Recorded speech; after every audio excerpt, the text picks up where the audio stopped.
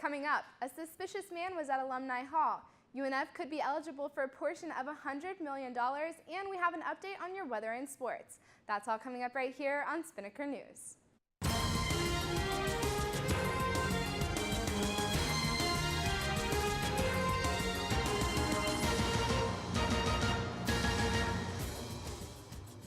Hello UNF, I'm Taylor Johnson. You're watching Spinnaker News on Spinnaker Television. Yesterday morning, UNF PD responded to a call about a suspicious person in the Alumni Hall parking lot. According to an Osprey update, a black male wearing khaki pants, a dark blue shirt, and short dreadlocks was waving around a large stick. Police Chief Frank Mackesy explained what happened. Well, what happened is one of the employees here saw somebody that was standing out here in the parking lot by the flagpole area, and he had a large stick in his hand, and when people would walk by, he was making gestures with the stick that alarmed them. So they called the UPD, and UPD responded, and when they got here, they approached the suspect in question, and he did have a large stick, and he raised it as if he was going to try to strike the officers. One of the officers then deployed his taser. The suspect went to the ground, but apparently the probes dislodged, and then he was able to get up, and he fled on foot. So when he fled north towards Beach Boulevard, running adjacent to Kernan through the woods there. And what happened was, the reason there's so many officers is you have to set up a perimeter. So you can have line of sight from officer to officer, so that if they break the perimeter, we have canines in there tracking him right now, and if they break the perimeter and they cross, say Kernan, let's say, we can see that and we know to move the search. If the suspect is found, he will be arrested for aggravated assault for raising the stick at officers. Spinnaker will update as information becomes available. An error in the Board of Governors' calculations for performance-based university funding means UNF may be eligible for a portion of the $100 million performance fund. The Board of Governors admitted that a mistake was made when UNF's Office of Institutional Research found an error in the performance calculations.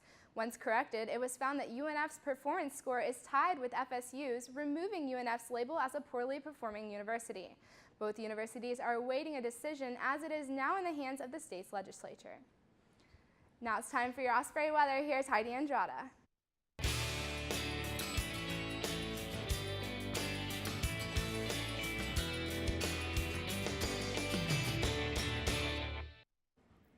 Good morning, Ospreys. It's a terrific Tuesday. I'm Heidi Andrada here with your Spinnaker weather update. Right now it's 61 degrees with calm breezes around 5 miles per hour. As you can see, it's slightly cloudy outside, but by midday the sun should start peeking out enough to have lunch out on the green, as the high will be around 81 degrees. But don't stay out there too long, because we have a slight chance of showers and thunderstorms after 2 p.m. Tonight the low is 63 and it will be mostly cloudy. We have a 20% chance of rain and thunderstorms. Winds are mid-mild at 5 to 10 miles per hour. And now for our surf report. According to surfline.com, the swells are 1 to 2 feet, which is knee to thigh high. And that's a Spinnaker weather update. But before we go back to Taylor, let's take a look at your 3-day forecast.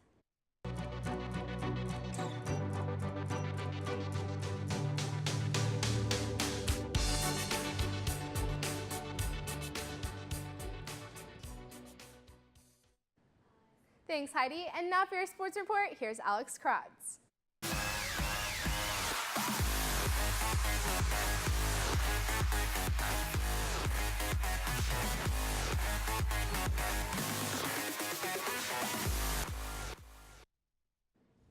Good morning, Ospreys. I'm Alex Kratz here with your Spinnaker Sports Report.